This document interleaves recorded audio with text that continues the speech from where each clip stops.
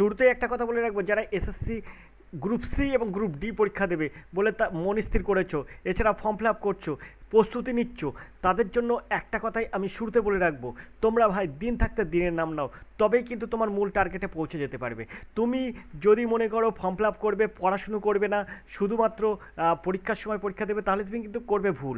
আমাদের দেওয়া আর এডুকেশন স্কুলে প্রত্যেকটা প্র্যাকটিস সেট কিন্তু খুবই গুরুত্বপূর্ণ, আর এখান থেকে প্রশ্ন আসবেই আসবে, শিওর আসবেই আসবে। এছাড়া কিন্তু তুমি যদি অঙ্ক 15-15, যেক্ষেত্রে কমপ্লিটলি অঙ্ক পেতে, যদি সম্পূর্ণ সমাধান পেতে চাও বা অঙ্ক যদি দেখার সাথে সাথে উত্তর করতে চাও, তাহলে অবশ্যই আর এডুকেশন স্কুলের হাত ধরতে হবে তোমাকে। এই যে প্র্যাকটিস সেট আর এডুকেশন স্কুল তোমাদের দেখাচ্ছে, তার থেকে কিন্তু প্রশ্ন আসবেই আসবে। প্র্যাকটিস সেট প্র্যাকটিস করলে তবেই কিন্তু তুমি ঠিক লক্ষ্যে পৌঁছে যেতে পারবে। তুমি যদি ফর্ম ফিল আপ করে বসে থাকো, তাহলে কিন্তু তোমার কিছুই করার নেই। তুমি কিন্তু প্রতিবার যেমনভাবে তুমি ডিসমিস হয়ে যাও, তেমনভাবেই কিন্তু তোমার আবার হয়ে যাবে। তাই তুমি দিন থাকতে দিনের নাম ভাই, দেখতে থাকো আর এডুকেশন স্কুল, প্রত্যেকটা প্র্যাকটিস সেট গুরুত্বপূর্ণ সহকারে দেখো এবং তার উত্তরগুলো করার চেষ্টা করো। আর এরকম প্র্যাকটিস সেট পেতে অবশ্যই 85-3-9-82-506 এই নাম্বারে ফোন করো। এসএসসি গ্রুপ সি এবং গ্রুপ ডির জন্য কিন্তু আর এডুকেশন স্কুল তোমাদের নতুন ব্যাচ শুরু করেছে। প্রত্যেকটা স্টুডেন্টকে কিন্তু ধরে ধরে শেখানো হয়, যে প্রত্যেকটা স্টুডেন্ট কিন্তু বলে বলে শেখানো হয় যে কীভাবে তুমি এই অঙ্কগুলো সহজে সমাধান করবে এবং কীভাবে এই জেনারেল স্টাডিজের প্রশ্নের উত্তর দেবে, কীভাবে তুমি কারেন্ট অ্যাফেয়ার্সগুলো সমাধান করবে। তো আজকে আমরা এই ক্লাসটা শুরু করছি। আজকের ক্লাসে যে সেটটা দেখাবো সেটা হচ্ছে 2 নম্বর সেট। আগের ভিডিওতে কিন্তু আমরা প্রথম 1 নম্বর সেট আমরা কিন্তু দিয়ে দিয়েছি। এরপরে 2 নম্বর সেটের প্র্যাকটিস সেট কিন্তু আজকে আমরা সমাধান করতে চলেছি। চলো আজকে এসএসসি 2025-এর যে গ্রুপ ডির লিখিত পরীক্ষা হবে, তার কিন্তু এই প্র্যাকটিস সেটটা 2016 সালের যে সিলেবাস ছিল, সেই সিলেবাস মেনটেন করে কিন্তু আমরা এখন এই প্র্যাকটিস সেটটা মানে সমাধান করছি। 2016-17 ছিল কিন্তু 45 নম্বরের মধ্যে পরীক্ষা এসএসসি গ্রুপ ডির জন্য। তেমনই একটা প্র্যাকটিস সেট 2 নম্বর সেটটা কিন্তু আমরা সমাধান করছি। পূর্বে কিন্তু একটা সেট আমরা করেছি, তার ভিডিও ডেসক্রিপশন বক্সে লিঙ্ক দেওয়া থাকবে, তোমরা দেখে নেবে। আর এসএসসি গ্রুপ সি এবং গ্রুপ ডির জন্য একদম টপে যেতে গেলে মানে তোমার যে করণীয়, তা কিন্তু যদি তুমি করতে চাও, মানে তুমি যদি এক চান্সে নিমেষে সব অঙ্ক এবং জেনারেল স্টাডিজের প্রশ্নের উত্তর দিতে চাও, তাহলে আর এডুকেশন স্কুলের হাত তোমাকে ধরতেই হবে। দেখার সাথে সাথে সব প্রশ্ন উত্তর করতে হবে, তবেই তুমি কিন্তু সেই মূল লক্ষ্যে পৌঁছে যেতে পারবে। তো চলো আজকে আমরা প্র্যাকটিস সেট শুরু করি। 2 নম্বর প্র্যাকটিস সেটের প্রথম প্রশ্ন দেখব। তার জন্য প্রশ্নটা একটু আমরা জুম করে বড় করে নেব।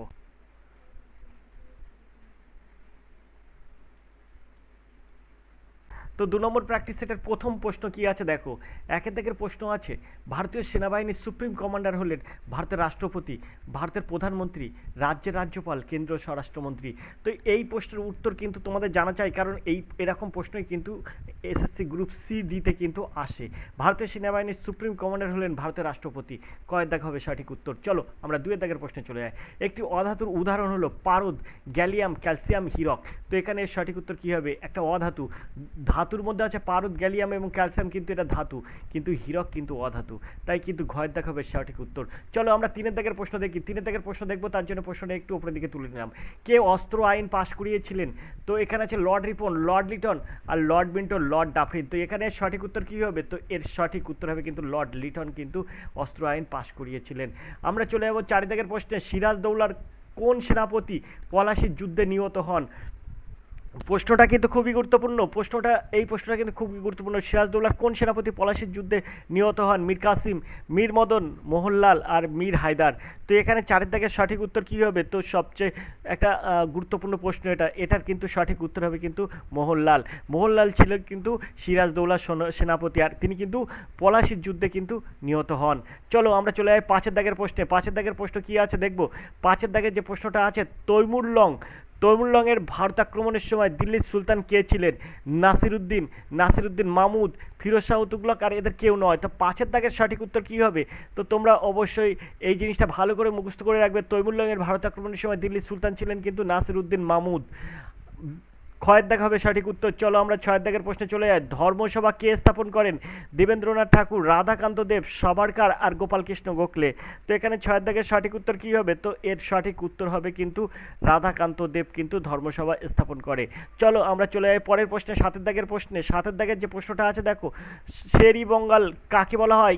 গুরুত্বপূর্ণ একটা প্রশ্ন, ভেরি ভেরি ইম্পর্টেন্ট একটা প্রশ্ন কিন্তু এটা। শেরি বাঙ্গাল কাকে বলা হয়? ফজলুল হক, চিত্তরঞ্জন দাস, সুভাষচন্দ্র বসু, সুরেন্দ্রনাথ বন্দ্যোপাধ্যায়। কাকে আমরা শেরি বঙ্গাল বলবো? তো সাতের দাগের সঠিক উত্তর তাহলে কী হবে? তো এর সঠিক উত্তর হবে কিন্তু ফজলুল হক, অর্থাৎ কয়ের দাগ হবে সঠিক উত্তর। তো আমরা চলে যাবো আটের দাগের প্রশ্নে। আটের দাগের প্রশ্ন কী আছে? কলকাতা বিশ্ববিদ্যালয় কত সালে প্রতিষ্ঠিত হয়? 1861 সালে, 1857 সালে, 1848 সালে, 1757 সালে। এখানে কিন্তু খুবই একটা গুরুত্বপূর্ণ বিষয়, কলকাতা বিশ্ববিদ্যালয় কত সালে প্রতিষ্ঠিত হয়? তো আটের দাগের সঠিক উত্তর কী হবে? তো এখানে এর সঠিক উত্তর হবে 1857 সালে কিন্তু কলকাতা বিশ্ববিদ্যালয় প্রতিষ্ঠিত হয়। এখন সেই সময়ের গভর্নর কে ছিল তুমি অবশ্যই জানলে কমেন্ট করবে। 1857 সালে কিন্তু কলকাতা বিশ্ববিদ্যালয় প্রতিষ্ঠিত হয়। ক্ষয়ের দাগ হবে সঠিক উত্তর। চলো আমরা চলে যাই পরের প্রশ্নে। পরের প্রশ্ন দেখব কী আছে, তার জন্য প্রশ্নটা আমরা একটু বাম পাশের দিকে সরিয়ে আনবো। চলো, তো প্রশ্নটা বাম দিকে সরানোর পরে 9 দাগের প্রশ্ন আছে দেখো, কে সূর্যাস্ত আইন প্রবর্তন করেন? Warren Hastings, Lord Cornwallis, Lord Bentinck, Lord Canning. তো এইরকম কার সময় কি হয়েছে তার কিন্তু লিস্ট আমাদের কাছে পিডিএফ আকারে আছে। যদি তোমরা চাও অবশ্যই সেটা পেতে পারো। তার জন্য ফোন করতে হবে 85 309 82 506 এই নম্বরে। নাম্বারটা হলো 85 309 82 506। তো চলো আমরা চলে যাই এই প্রশ্নের সঠিক উত্তর কী হবে? কে সূর্যাস্ত আইন প্রবর্তন করেন? তো এখানে এর সঠিক উত্তর কী হবে? তো 9 থেকে সঠিক উত্তর হবে কিন্তু লর্ড কর্নওয়ালিস, ইনি কিন্তু সূর্যাস্ত আইন প্রবর্তন করেন, লর্ড কর্নওয়ালিস। চলে যাবো 10 দাগের প্রশ্নে। রবীন্দ্রনাথ ঠাকুর কবে নাইট উপাধি ত্যাগ করেন? রবীন্দ্রনাথ ঠাকুর কবে নাইট উপাধি ত্যাগ করেন? 1918 সালে, 1919 সালে, 1971 সালে, 1981 সালে। তো এর সঠিক উত্তর কী হবে? 10 দাগের সঠিক উত্তর হবে অবশ্যই 1919 সালে নাইট উপাধি ত্যাগ করেন রবীন্দ্রনাথ ঠাকুর। কেন ত্যাগ করেন অবশ্যই তোমরা জানো, তা কমেন্ট করবে। অবশ্যই তোমরা কমেন্ট করবে যে এর মানে নাইট উপাধি কেন রবীন্দ্রনাথ ঠাকুর ত্যাগ করেছিলেন। চলো আমরা 11 দাগের প্রশ্নে চলে যাই। 11 দাগের প্রশ্ন কী আছে? দাক্ষিণাত্য মালভূমির সর্বোচ্চ শৃঙ্গের নাম কি? আনাইমুদি, কলসুবাই, মহেন্দ্রগিরি আর দোদাবেতা। এখানে কিন্তু বলছে দাক্ষিণাত্য মালভূমির সর্বোচ্চ শৃঙ্গের নাম কি? দাক্ষিণাত্য মালভূমির সর্বোচ্চ শৃঙ্গের নাম কি হবে? তো এর সঠিক উত্তর হবে কিন্তু কলসুবাই। কলসুবাই হচ্ছে এর সঠিক উত্তর, অর্থাৎ ক্ষয়ের দাগ হবে সঠিক উত্তর। চলো আমরা 12 দাগের প্রশ্নে চলে যাই। 12 দাগের প্রশ্ন আছে দেখো, 12 দাগের প্রশ্ন আছে, কোন শহর ভারতের মূলধনের রাজধানী? মুজাফফরপুর, মুম্বাই, চেন্নাই আর কলকাতা। ভারতের মূলধনের রাজধানী হচ্ছে কোন শহরকে বলা হয়? তো 12 দাগের সঠিক উত্তর কী হবে? তাহলে এর সঠিক উত্তর হবে অবশ্যই মুম্বাই হবে ভারতের মূলধনের রাজধানী, অর্থাৎ ক্ষয়ের দাগ হবে সঠিক উত্তর। চলো আমরা 13 দাগের প্রশ্নে যাই। নাথুলা পাস কোথায় অবস্থিত? হিমাচল প্রদেশ, জম্মু ও কাশ্মীর, অরুণাচল প্রদেশ আর সিকিম। তো নাথুলা পাস হচ্ছে কোথায় অবস্থিত? তো আশা করি তোমরা সবাই জানো। তো এই প্রশ্নের সঠিক উত্তর কী হবে? নাথুলা পাস কিন্তু অবস্থিত সিকিমে আছে নাথুলা পাস, অর্থাৎ ঘয়ের দাগ হবে সঠিক উত্তর। চলো আমরা চলে যাই পরের প্রশ্নে। পরের প্রশ্ন আছে কি? 14 দাগের প্রশ্ন। 14 দাগে যে প্রশ্ন আছে, অপসূর দূরত্ব কোন তারিখে হয়? অপসূর দূরত্ব কোন তারিখে হয়? 3রা জুলাই, 4 জুলাই, 5 জুলাই আর 6 জুলাই। তো 14 দাগের সঠিক উত্তর কী হবে? তো অবশ্যই 4 জুলাই কিন্তু অপসূর দূরত্ব হয়। আশা করি তোমরা বুঝতে পেরেছো। 14 দাগের সঠিক উত্তর হবে ক্ষয়ের দাগ। 15 দাগের প্রশ্ন দেখো, সিন্ধু সভ্যতা কোন যুগের অন্তর্গত? লিথিক, প্যালিওলিথিক, চারকোলিথিক আর মেসোলিথিক। তো এখানে 15 দাগের সঠিক উত্তর কী হবে? তো 15 দাগের এখানে সঠিক উত্তর হবে কিন্তু নিউলিথিক, অর্থাৎ কয়ের দাগ হবে সঠিক উত্তর। চলো আমরা 16 দাগের প্রশ্নে চলে যাই। 16 দাগের প্রশ্ন কী আছে? সম্প্রতি কোন দেশে সেনা অভ্যুত্থান ব্যর্থ হলো? দক্ষিণ সুদান, মালয়েশিয়া, তুরস্ক আর কেনিয়া। তো এখানে 16 দাগের সঠিক উত্তর কী হবে? তো 16 দাগের সঠিক উত্তর হবে সম্প্রতি কোন দেশে সেনা অভ্যুত্থান ব্যর্থ হলো? তো এর সঠিক উত্তর হবে তুরস্ক। গয়ের দাগ হবে সঠিক উত্তর। চলো আমরা 17 দাগের প্রশ্নে চলে যাই। 17 দাগে যে প্রশ্নটা আছে, কেন্দ্রীয় সরকার সম্প্রতি কততম বেতন কমিশনের সুপারিশ কার্যকর করলো? 5ম, 6ষ্ঠ, 7ম আর 9ম। তো এখানে 17 দাগের সঠিক উত্তর কী হবে? এখানে কিন্তু একটা কথা, এখানে যে প্রশ্নটা পড়েছে এটা কিন্তু কেন্দ্রীয় সরকার সম্প্রতি কততম বেতন কমিশন সুপারিশ কার্যকর করলো, এটা কিন্তু এর সঠিক উত্তর হবে 7ম, আর 8ম কিন্তু এখনও পর্যন্ত কার্যকর করা হয়নি। 2025 সালের জানুয়ারিতে কিন্তু এটা কমিশন কিন্তু সুপারিশ হয়েছে কিন্তু এখনও কার্যকর হয়নি। তো এখানে এর সঠিক উত্তর হবে সপ্তম, গয়ের দাগ হবে সঠিক উত্তর। চলো আমরা 18 দাগের প্রশ্নে চলে যাই। কেনিয়ার বর্তমান প্রেসিডেন্ট হলেন, এখানে যেগুলো আছে তার মধ্যে কেউ কিন্তু কেনিয়ার বর্তমান প্রেসিডেন্ট নয়। উইলিয়াম রুটো হচ্ছে কেনিয়ার বর্তমান প্রেসিডেন্ট। উইলিয়াম উইলিয়াম রুটো ইনি কিন্তু কেনিয়ার বর্তমান প্রেসিডেন্ট। আর এর আগে ছিল কে, এই যে উহুরু কেনিয়াত্তা, ইনি কিন্তু আগে ছিলেন। আশা করি তোমরা বুঝতে পেরেছো। চলো 19 দাগের প্রশ্ন দেখি। 19 দাগের প্রশ্ন কী আছে, 2020 সালে অলিম্পিক্স গেম কোথায় অনুষ্ঠিত হয়েছিল? তো এর সঠিক উত্তর কী হবে? প্যারিস, লন্ডন, টোকিও আর ইস্তাম্বুল। তো এটা টোকিওতে হয়েছিল, জাপানের টোকিওতে কিন্তু 2020 সালে অলিম্পিক গেমস হয়েছিল। চলো আমরা 20 দাগের প্রশ্ন দেখি। কেরলের মুখ্যমন্ত্রী পদে বর্তমান কে আছেন? অচ্যুতানন্দ, সর্বানন্দ সোনোয়াল, রাজগোপাল আর পিনারাই বিজয়ন। তো ইনি কিন্তু 2016 সাল থেকেই আছেন পিনারাই বিজয়ন। আশা করি তোমরা বুঝতে পেরেছো। কেরলের মুখ্যমন্ত্রী হচ্ছে পিনারাই বিজয়ন। আমরা চলে যাবো পরের প্রশ্নে, 21 দাগের প্রশ্নে। চলো 21 দাগের প্রশ্ন একটু উপরের দিকে তুলে দেখতে পাবো যে পশ্চিমবঙ্গের কোন জেলায় লিঙ্গানুপাত সর্বাধিক? এখানে পুরুলিয়া, দার্জিলিং, পূর্ব মেদিনীপুর আর হাওড়া। তো এখানে সঠিক উত্তর কী হবে? কোন জেলায় অনুপাত সর্বাধিক? তো এর সঠিক উত্তর হবে কিন্তু দার্জিলিং। 21 দাগের সঠিক উত্তর হবে খয়ের দাগ। চলো আমরা পরের প্রশ্নে চলে যাই। 22 দাগের প্রশ্নে। 22 দাগের প্রশ্ন আছে, ওয়ার্ল্ড অ্যান্টি ডোপিং এজেন্সি দ্বারা 2014-তে ভারতের স্থান কততম ছিল? তো এখানে আছে প্রথম, তৃতীয়, পঞ্চম, দশম। তো এখানে এর সঠিক উত্তর কী হবে? দেখো এখানে এরকম প্রশ্ন আসবে না। 2014 কিন্তু অনেকটা পুরনো, সেইখানে তোমার 2018, 20 এইসবে কিন্তু আসতে পারে, 2024, 23 এইসবে আসতে পারে, কিন্তু 2014 সালে আছে, তাই এর সঠিক উত্তর হবে কিন্তু তৃতীয়। চলো আমরা চলে যাই পরের প্রশ্নে। পরের প্রশ্ন কী আছে দেখি। 24 দাগের প্রশ্ন আছে, দেখো 2016 সালে সাংবাদিকতার জন্য লাইফ টাইম অ্যাচিভমেন্ট বিজেতা কে? এখানে আছে পল্লম বাগলা, মেহের আলী, রবিশ কুমার, টিএন নিনাদ। তো এখানে 24 দাগের সঠিক উত্তর কী হবে? তো এখানে 24 দাগের সঠিক উত্তর হবে কিন্তু এই যে 2016 সালে লাইফ টাইম অ্যাচিভমেন্ট পেয়েছিলেন কিন্তু টিএন নিনান, অর্থাৎ ঘয়ের দাগ হবে সঠিক উত্তর। তো এটা 2016 সালের। অবশ্যই তোমরা সাম্প্রতিক যেগুলো আছে সেটা দেখবে লাইফ টাইম অ্যাচিভমেন্ট বিজেতা কে। আমরা 25 দাগের প্রশ্নে চলে যাবো। 25 দাগের প্রশ্ন আছে, দেখো প্রধানমন্ত্রী উজালা যোজনা ভারতের কোন জেলা থেকে শুরু হয়েছিল?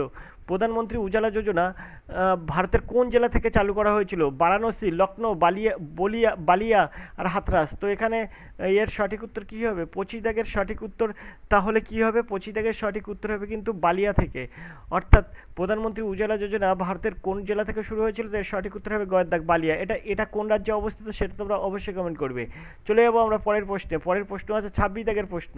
26 দাগের প্রশ্ন আছে, দেখো পরমবীর যুদ্ধের ডায়েরির লেখক কি? পরমবীর যুদ্ধের ডায়েরির লেখক কে? তা নিতিন আহুজা, সন্দীপ জৈন, মঞ্জু লোধা আর নবতেজ সরনা। তো এখানে 26 দাগের সঠিক উত্তর কী হবে? তো এর সঠিক উত্তর হবে কিন্তু মঞ্জু লোধা, অর্থাৎ গয়ের দাগ হবে সঠিক উত্তর। আমরা চলে যাবো পরের প্রশ্নে। পরের প্রশ্ন কী আছে? আদি প্রমাণ এটি একটি অনলাইন অ্যাপ্লিকেশান।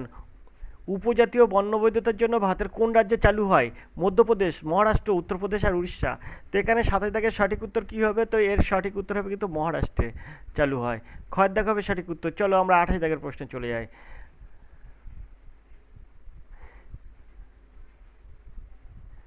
28 দাগের প্রশ্ন আছে, দেখো কেরালার IMA সম্প্রতি কোন আন্তর্জাতিক সংস্থার সাথে পার্টনারশিপ গঠন করেছে?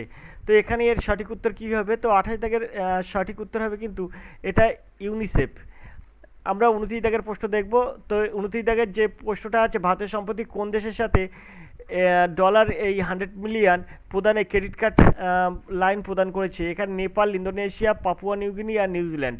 তো এখানে 29 দাগের সঠিক উত্তর কী হবে? তো এর সঠিক উত্তর হবে কিন্তু এই পাপুয়া নিউগিনির সাথে। গয়ের দাগ হবে সঠিক উত্তর। চলো 30 দাগের প্রশ্ন কী আছে দেখি। 30 দাগের প্রশ্ন আছে, কাকে নূতন মহাপরিচালক হিসাবে RPF নিয়োগ করা হয়েছে? তো এখানে প্রশ্ন হচ্ছে RPF-এর প্রধান কে এখন? মহাপরিচালক হিসেবে কাকে নিযুক্ত করা হয়েছে? এখানে সুনীল রাজপুত, মহেন্দ্র সিং রাঠোর, রাজীব রঞ্জন বার্মা এবং সুরেন্দর কুমার ভগত। তো এর মধ্যে কেউ নয়, এর মধ্যে কোনোটাই হবে না এর সঠিক উত্তর। বর্তমানে যিনি আছেন তিনি হচ্ছেন মনোজ যাদব। আশা করি তোমরা বুঝতে পেরেছো। তো 30 দাগের সঠিক উত্তর হবে কিন্তু আরপিএফ এর প্রধান এখন মনোজ যাদব। চলো আমরা চলে যাই 31 দাগের প্রশ্নে। 31 দাগের প্রশ্ন, 31 দাগের প্রশ্ন অঙ্ক প্রশ্ন শুরু করব। ভাজক ভাগশেষের 9 গুণ এবং ভাগফলের 12 গুণ এবং ভাগশেষে 104 হলে ভাজ্যটি কত? তাহলে বলেছে এখানে ভাগশেষের 9 গুণ হচ্ছে কত? ভাজক। তাহলে আমরা ভাজ্য সমান সমান কী পাই? ভাজ্য সমান সমান কী পাই? ভাজক গুণ ভাগফল যোগ ভাগশেষ। এখন আমি এখান থেকে কি সহজেই বার করব? বলছে ভাজক ভাগশেষের 9 গুণ, তাহলে ভাগশেষ কত? 104, তাকে 9 গুণ করলে কত হয়? তার 9 গুণ করলে হচ্ছে 936। এবার বলেছে ভাগফল কত? এবার বলেছে ভাজক ভাগশেষের 9 গুণ, আবার বলছে ভাগফলের 12 গুণ। তাহলে 936কে যদি তুমি 12 দিয়ে ভাগ করো তাহলে যেটা বেরাবে সেটাই কিন্তু ভাগফল হবে। তাহলে এখানে আমি 12 দিয়ে যদি ভাগ করি তাহলে হচ্ছে 7 বারং 84, 7 বারং 84, 84 আর 9 হলে কিন্তু 93, তার সঙ্গে 6 বসালে 96 হয়, 8 বারং 96 অর্থাৎ 78 হয়। ভাগফল হয়ে যাবে তখন 78 যোগ ভাগশেষ কত বলেছে? ভাগশেষ এখানে 104 বলেছে, সেই 104 বসিয়ে দিলাম। এখন এটাকে আমরা কি করব? এটাকে আমরা গুণ করব। গুণ করলে আমরা কত পাবো? গুণ করলে আমরা সহজেই এটা কিন্তু গুণ করলে পাবো 73, 2 0 8, তারপর যোগ 104। এখন এটাকে যদি আমরা ক্যালকুলেশন করি তাহলে 73, এবারে 108 আর 104 যদি আমরা যোগ করি তাহলে 112 হয়ে যাবে। তাহলে 112 অর্থাৎ 73 112 অর্থাৎ কয়ের দাগ হবে সঠিক উত্তর। আশা করি তোমরা বুঝতে পেরেছো। খুব সুন্দরভাবে কিন্তু এই অঙ্ক সহজে সমাধান হয়। 32 দাগের প্রশ্ন দেখো। একজন ব্যাটসম্যান একাদশতম ইনিংসে 100 রান করায় তার ইনিংসে রান সংখ্যার গড় পূর্বের চেয়ে 5 বাড়লো। একাদশতম ইনিংসের পর তার রান গড় কত হয়েছে? তো দেখো এটা তুমি কীভাবে সহজে সমাধান করবে। তো এইখানে আমি তোমাদের করে দিচ্ছি, এইখানে করে দিচ্ছি। এখানে দেখো, তোমরা এখানেই দেখো উত্তরটা পেয়ে যাবে।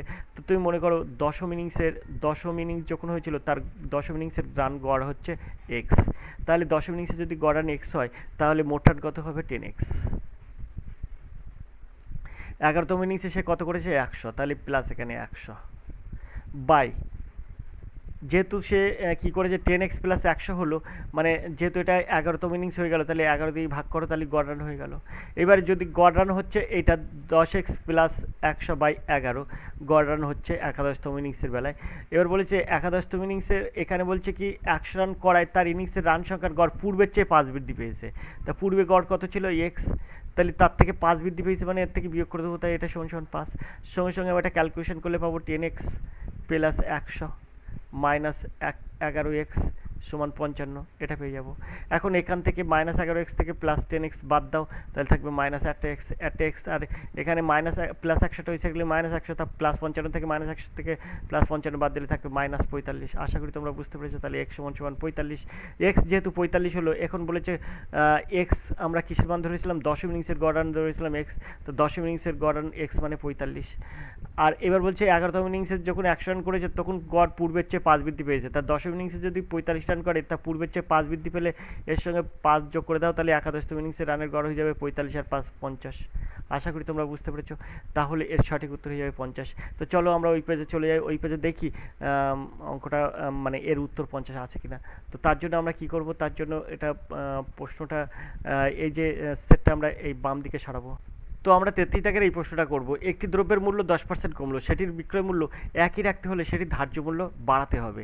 দেখো এই অঙ্কের অঙ্ক আগের দিন আমি করে দিয়েছি। এর সূত্র হয়ে যাবে a by 100 minus a into 100। কেন? এখানে যেহেতু কমেছে তাই এখানে মাইনাস দিয়েছি, যদি বাড়তো তাহলে এখানে প্লাস দিতাম। এখন এটা ধরবো আমরা 10। তো এইভাবে কিন্তু সব অঙ্ক সহজে সমাধান করা যায়। এর মান 10 ধরবো, তাহলে 10 বাই 100 বিয়োগ 10 মানে 90 ইন্টু 100। তো দেখো এই শূন্য আর এই শূন্য কাটবো, তাহলে হয়ে যাচ্ছে 100/9। 100/9 সমান 11/1/9। তো আশা করি তোমরা বুঝতে পেরেছো। তো এর সঠিক উত্তর হয়ে যাবে 11/1/9%, অর্থাৎ ঘর দেখা হবে সঠিক উত্তর। এইভাবে কিন্তু এই সব অঙ্ক সহজে সমাধান করা যায়। 34 দাগের প্রশ্ন দেখবো। 34 দাগের প্রশ্ন দেখো, 6, 8, 10, 12 দ্বারা বিভাজ্য 4 অঙ্কের বৃহত্তম সংখ্যা নির্ণয় করো। 6, 8, 10, 12 দ্বারা বিভাজ্য 4 অঙ্কের বৃহত্তম সংখ্যা নির্ণয় করতে বলেছে। তাহলে তুমি পেলেন কিছু না, 6, 8 এদের লসাগু করো। 6, 8, 10, 12 এর লসাগু করলে কত দাঁড়াবে? লসাগু করলে 2, 3 দিনও 6, 4 দিনও 8, 5 দিনও 10, 6 দিনও 12। তারপরে এটাকে আমরা 2 দিয়ে দেবো, এখানে 3টা 3 থেকে যাবে, 2 দ্বিগুণে 4 হবে, 5টা 5 থেকে যাবে, 3 দ্বিগুণে 6 হবে। তারপর এটাকে আমি 3 দিয়ে দেবো, এখানে 3 দিয়ে দিলে এটা হচ্ছে 3 একে 3, 2টা 2 থেকে যাবে, 5টা 5 থেকে যাবে, আর 3 একে 3 হয়ে যাবে। 5 দিনে 10, 3 10কে 30, 3 দিনে 60, 60 দিনে 120 হবে। তো যেহেতু এটা 120 হলো, এবার 120, এবার তোমাকে কি বলেছে এখানে, বলেছে 4 অঙ্কের বৃহত্তম সংখ্যা নির্ণয় করতে হবে। 4 অঙ্কের বৃহত্তম সংখ্যা সমান কত? 4 অঙ্কের বৃহত্তম সংখ্যা সমান 4টি 9। এখন এটাকে তুমি 120 দিয়ে ভাগ করো, 120। এখন এটাকে তুমি যখন ভাগ করবে তখন হয়ে যাবে 7 বারং 84, 8 বারং 96, অর্থাৎ 8 দিয়ে যদি দাও তাহলে 8 বারং 96, 960। তাহলে এখানে দেখো 9 করতে 9, 6 কত 9, 3 হলে 39। তারপরে এখানে দেখো এটা যদি বিয়োগ করো তাহলে 39 হয়, এখানে 9টার নামিয়ে দাও, 9টা নামিয়ে দেওয়ার পরে 3 বারং 36, অর্থাৎ 360 হয়ে যাবে। 360, তাহলে এখান থেকে আমরা বিয়োগ করলে কত হবে? 9 করতে 9, 6 কত 9, 3 হলে 9, তাহলে 39। এখানে বলছে 4 অঙ্কের বৃহত্তম সংখ্যা নির্ণয় করতে হবে। এবার তোমার কাজ হবে কি, এই যে 39 আছে না, এই যে 4টি 9 দিলে 4টি 9 থেকে 39 বিয়োগ করবে। 3 9 বিয়োগ করলে কত হয়? 9 হলে 0, 3 আর কত হলে 9, 6 হলে 9, 9 করতে 9 আর 9 করতে 9। তো দেখো এখানে 99 60 হচ্ছে এর সঠিক উত্তর। তো দেখো এর দেখাবে সঠিক উত্তর। চলো আমরা, তো আশা করি তোমরা বুঝতে পেরেছো, এর সঠিক উত্তর হবে কিন্তু 99 60, অর্থাৎ চৌথি দাগের সঠিক উত্তর কয়ের দাগ। আশা করি তোমরা বুঝতে পেরেছো। চলো আমরা চলে যাবো পরের প্রশ্নে। পরের প্রশ্ন কী আছে? 35 দাগের প্রশ্ন। তো আর এডুকেশন স্কুলের সাথে তুমি যদি যোগাযোগ করো তাহলে 85 3 9 82 506 এই নাম্বারে ফোন করো। 85 3 9 82 506 এই নাম্বারে ফোন করলে তুমিও কিন্তু তোমার মূল লক্ষ্যে পৌঁছে যাবে। 506, তুমি তোমার মূল লক্ষ্যে পৌঁছে যাবে এবং তোমার যে কাঙ্ক্ষিত যে চাকরিটা সেটা কিন্তু তুমি হাতের মুঠোয় নিয়ে আসতে পারবে। আর এডুকেশন স্কুল সবসময় কিন্তু অঙ্ক কীভাবে সহজে সমাধান করবে তোমাকে বলে দেয়। তো আজকের ক্লাস কিন্তু দেখছো এসএসসি গ্রুপ সি এবং গ্রুপ ডির জন্য আজকে যে প্র্যাকটিসটা করছি মূলত গ্রুপ ডির প্র্যাকটিস সেট। তো আগে জেনারেল স্টাডিজ করেছি, এখন কিন্তু অঙ্ক করছি। চলো 35 দাগের অঙ্ক আছে। 3টি সংখ্যার অনুপাত 5:7:9, গসাগু 45 হলে বৃহত্তম সংখ্যা কত? 3টি সংখ্যার অনুপাত বলেছে 5:7:9, গসাগু বলেছে কত? 45, বৃহত্তম সংখ্যা কত? এখানে 5 7 9-এর কোনো মিল নেই, কোনো মিল নেই। তাই তোমার এর মধ্যে কোনটা বৃহত্তম? এই 5 7 9-এর মধ্যে 9টা বৃহত্তম, তাই তুমি 45কে 9 দিয়ে গুণ করে দাও। 5 9 45, 5 7 4, 4 9 36 আর 4 40, অর্থাৎ 405। এই যে 405 হবে বৃহত্তম সংখ্যা, অর্থাৎ কয়ের দাগ হবে সঠিক উত্তর। আশা করি তোমরা বুঝতে পেরেছো। যেহেতু এই অনুপাতের মধ্যে কোনো মিল নেই, অর্থাৎ মিল নেই বলতে কি 5 7 9 ভাঙানো যাবে না, 5 7 9 ভাঙানো যাবে না, তাই তোমার এখানে কি করতে হবে? এর মধ্যে যেটা বড় সেটাকে কিন্তু ওই গসাগু দিয়ে গুণ করতে হবে। আশা করি তোমরা বুঝতে পেরেছো। 405 হবে এর সঠিক উত্তর। 35 দাগের সঠিক উত্তর হবে কিন্তু কয়ের দাগ। চলো আমরা চলে যাই পরের প্রশ্নে, 36 দাগের প্রশ্নে। তো আমরা এবার 36 দাগের এই অঙ্কটা করবো। 1 থেকে 400 পর্যন্ত জোড় সংখ্যাগুলির যোগফল কত? তা এটা কিন্তু একটা সূত্রের সাহায্যে হয়। তো 400কে 2 দিয়ে ভাগ করো, 200, আর 200 আর হচ্ছে তোমার গুণ করতে হবে 200 1-এর সাথে 200 গুণ করতে হবে, তাহলে এটা হয়ে যাবে 2 1-কে 2, 2 0 0, 2 3 4, আর এই দুটো শূন্য এখানে বসে গেল, অর্থাৎ 40 দুটো মানে হয় 40,200। তো এর সঠিক উত্তর হবে কিন্তু গয়ের দাগ। আশা করি তোমরা বুঝতে পেরেছো। তো এই অঙ্কগুলো কিন্তু সহজেই সমাধান করা যায়। চলো এবার আমরা 60 দাগের এই প্রশ্ন দেখবো। একটি সাইকেল বিক্রি করে 12.5% ক্ষতি হলো, বিক্রয় মূল্য এবং ক্রয় মূল্য বিক্রয় মূল্যের অনুপাত কত? তা ক্রয় মূল্য আর বিক্রয় মূল্যের অনুপাত যেহেতু চেয়েছে, তাই আমরা এখানে দেবো ক্রয় মূল্য আর এদিকে দেবো বিক্রয় মূল্য। এখন মনে করো ক্রয় মূল্য 100 টাকা, বিক্রয় তাহলে কত হয়েছে? 100 টাকার থেকে 12.5 টাকা কমে যাবে, তার মানে তোমার হয়ে যাবে কি 77 টাকা, এই 87 টাকা, 87 টাকা 50 পয়সায় বিক্রি হয়ে যাবে, তাহলে 87.50। তো 87.50 মানে তুমি কি করবে? 100 ইস টু এখানে 87 পূর্ণ 1/2 করে দেবে, তাহলে 87 পূর্ণ 1/2 মানে কত? 100 ইস টু 175/2, তাহলে এই 2 100 200 হয়, তাহলে তোমার ওটা হয়ে যাবে 200 ইস টু 175। তার মানে এটাকে যদি 8 25 200 করবো আর 7 25 175 করবো, অর্থাৎ অনুপাত হয়ে যাবে কিন্তু 8:7। তো এর সঠিক উত্তর হবে গয়ের দাগ। তো আমরা 38 দাগের এই প্রশ্ন দেখবো। 4 জন লোক 4 দিনে 4টি মাদুর তৈরি করতে পারে, 200 জন লোক 200 দিনে কটি মাদুর তৈরি করবে? তো এর সূত্র হয়ে যাবে এরকম, M1 D1 বাই W1 সমান সমান M2 D2 বাই W2। এখন M1 কত? M1 হচ্ছে 4 জন লোক, M ফর ম্যান তাহলে 4 জন লোক, ইন্টু D ফর ডে অর্থাৎ দিন, তাহলে 4 দিন আর কটা মাদুর তৈরি করতে হবে? ওয়ার্ক ফর মানে যে কাজটা করবে সেখানে 4টি মাদুর তৈরি করে, এখানে হচ্ছে 4। তাহলে M2 এর মান কত? M2 হচ্ছে ম্যান 200 জন লোক, ইন্টু 200 দিনে, তাহলে D2 কত 200, আর W2 কত, W2 আমরা এটা x ধরলাম। তাহলে এখানে আমরা এই 4 আর এই 4 কাটলাম, আর এই 200 আর এই 4 কাটলে হয়ে যাবে 50, 50 আর 200 দিয়ে আমরা গুণ করি তাহলে হয়ে যায় কত 1000। তাহলে x সমান সমান হয়ে যাবে 1000। তাই 1000টি মাদুর তৈরি করতে পারবো, অর্থাৎ গয়ের দাগ হবে সঠিক উত্তর। আশা করি তোমরা বুঝতে পেরেছো। চলো আমরা 39 দাগের প্রশ্ন দেখি। তো আমরা এবার 39 দাগের এই অঙ্ক করবো। 235 দ্বারা গঠিত 3 অঙ্কের সংখ্যাগুলির যোগফল কত। তো আমরা এখানে প্রথমে লিখতে পারি কি 235, তারপর লিখতে পারি কি 253, তারপরে এটা হিসেবে লিখতে পারি 325, তারপরে এটা লিখতে পারি 352, তারপরে কি করতে পারি 532 লিখতে পারি, আর 523 লিখতে পারি। এগুলি সব যোগ করো। এখানে এই লাইনটা যোগ করলে 0 হয়, এই লাইনটা যোগ করলে 22 আর 2 হয়, হাতে 2, 5 আর 2 7, 7 আর 5 12, 12 আর 3 15, 15 আর 3 18, 18 আর 2 20, 20 আর 2 22। অর্থাৎ দেখো 2 2 2 0, অর্থাৎ 2220। ক্ষয়ের দাগ হবে সঠিক উত্তর। আশা করি তোমরা বুঝতে পেরেছো। চলো আমরা 40 দাগের প্রশ্নে চলে যাই। 40 দাগের যে প্রশ্নটা আছে দেখো, 10,000 টাকা মূল্যের একটি টিভি কিনে 5% লাভে বিক্রি করলেন, ওই টিভির বিক্রয় মূল্য কত। 10,000 টাকা দিয়ে টিভি কিনেছে, তাহলে 10,000 দিয়ে দিলাম আমরা, গুণ 5% লাভে বিক্রি করেছে। 5% লাভে বিক্রি করে মানে 105/100 টাকা বিক্রি করেছে, মানে 100 টাকা ক্রয় মূল্য হলো 105 টাকা বিক্রয় মূল্য। তাহলে এটাকে আমরা 105/100 দিয়ে গুণ করে দেবো, দিলে এখান থেকে এই শূন্য কেটে গেল। এবার আমরা এটাকে কি করব, এটাকে যদি আমরা ক্যালকুলেশন করি তাহলে 105 আর এই দুটো শূন্য বসে যায়, অর্থাৎ 10,500 টাকা। তো দেখো এখানে সঠিক উত্তর হবে ঘয়ের দাগ। 40 দাগের সঠিক উত্তর হবে কিন্তু ঘয়ের দাগ। আশা করি তোমরা বুঝতে পেরেছো। টিভিটির বিক্রয় মূল্য হয়ে যাবে 10,500 টাকা। চলো 41 দাগের প্রশ্ন চলে যায়। 41 দাগের যে প্রশ্নটা আছে দেখো, কোনো সংখ্যার 15% সমান 24 হলে সংখ্যাটি কত। কোনো সংখ্যার 15% সমান 24 হলে তাহলে আমরা কি করব, এই 2 4কে আমরা 100/15 দিয়ে গুণ করে দেবো। তো এখানে আমরা 3 8 24 করবো, 8 দেবো, আর এখানে 5 দেবো, আর 5 20 100 করবো, আর 20 আর 8 গুণ করবো, তাহলে হয়ে যাবে 160। তাই এর সঠিক উত্তর হয়ে যাবে তো 160, অর্থাৎ ঘয়ের দাগ হবে সঠিক উত্তর। আশা করি তোমরা বুঝতে পেরেছো। তো 41 দাগের সঠিক উত্তর হবে কিন্তু ঘয়ের দাগ। চলো আমরা 42 দাগের প্রশ্নে চলে যাই। 42 দাগের যে প্রশ্নটা আছে দেখো, কোন ক্ষুদ্রতম সংখ্যাকে 45 দিয়ে গুণ করলে গুণফল একটি পূর্ণবর্গ সংখ্যা হবে। এখানে বলছে কোন ক্ষুদ্রতম সংখ্যাকে 45 দিয়ে গুণ করলে 45 দিয়ে গুণ করলে গুণফল একটি পূর্ণবর্গ সংখ্যা হবে। তাহলে দেখো 45টাকে আমরা ভাঙাবো। 45টাকে আমরা কীভাবে ভাঙাবো, প্রথমে 3 দিয়ে ভাঙাবো, 3 15 45, তারপরে 3 15 হলো, তারপর 3 5 15। দেখো এখানে 3 গুণ 3 গুণ 5, অর্থাৎ 3 3 5 45 হচ্ছে। তাহলে দেখো এখানে দুটো 3 আছে কিন্তু 5 একটা আছে, তাই আরেকটা 5 দ্বারা গুণ করতে হবে। এখানে বলছে না গুণ করলে কোন ক্ষুদ্রতম সংখ্যাকে 5 দিয়ে গুণ করলে গুণফল একটি পূর্ণবর্গ সংখ্যা হবে, তাই যেহেতু একটা 5 ছিল আরেকটা 5 দিয়ে গুণ করতে হবে, তাই এর সঠিক উত্তর হবে কিন্তু 5। আশা করি তোমরা বুঝতে পেরেছো। তাহলে কিন্তু ওটা পূর্ণবর্গ সংখ্যা হয়ে যাবে।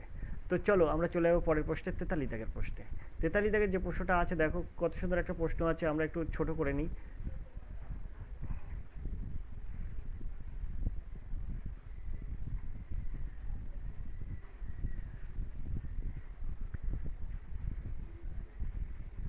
তেতাল্লিশ দাগের যে প্রশ্নটা আছে দেখো, যদু ও মধুর বয়সের অনুপাত 1:4, দুজনের বয়সের গড় 10 বছর হলে যদুর বর্তমান বয়স কত।